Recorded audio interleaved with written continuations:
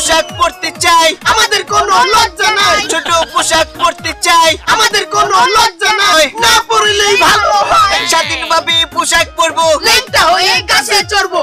হলো দর্শক, সিডিউস টিভিতে তোমাকে স্বাগত।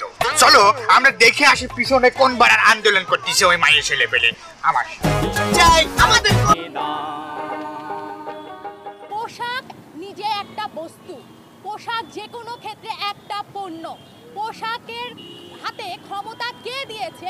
কি আপনার নামটা জানতে পারি? মোর নাম মিস বেহায়া। কাছে চলে যাই।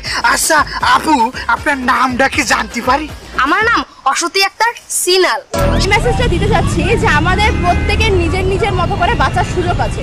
যতদূর পর্যন্ত আমাদের অধিকার আমাদের সংবিধান দিয়েছেন, ততদূর পর্যন্ত অধিকারে কারোর হস্তক্ষেপ করার কোনো অধিকার নাই।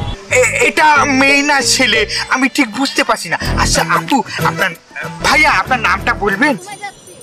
কারণ রিসেন্ট একটা হাইকোর্টে রিয়া নিয়ে তো আপনারা জানেন সেটাকে মিসলিড করে মানে ফুললি ঘুরিয়ে দেওয়া হয়েছিল। তো সেটার বিরুদ্ধে সেটার পক্ষে যেহেতু অনেকে দাঁড়িয়েছিল, তো আমাদের মনে হয়েছে সেটা ঠিক না। কারণ আমাদের পোশাকের স্বাধীনতা আছে যেহেতু সবার, তো আমরা সেই পোশাকের স্বাধীনতার পক্ষে দাঁড়িয়েছি এখানে। আমরা ছোট ছোট পোশাক পরতে চাই, রাস্তাঘাটে বের হতে চাই। আমরা যেভাবেই থাকি না কেন, উলঙ্গ থাকি বা যাই পরি না কেন, আমাদের দিকে তাকাতে পারবেন না। তা তুমি বলা ল্যাংটা আসলে তোমার দিকে কিটা তাকাবে? তোমার যদি ল্যাংটা করে বিলির মধ্যে ফেলা দিয়ে হয় তো ফাইতে শিয়েলও তাকাবে না তোমার। আর যদি আপনি কেন কিছু না কিছু করে, কোথাও পড়েই না।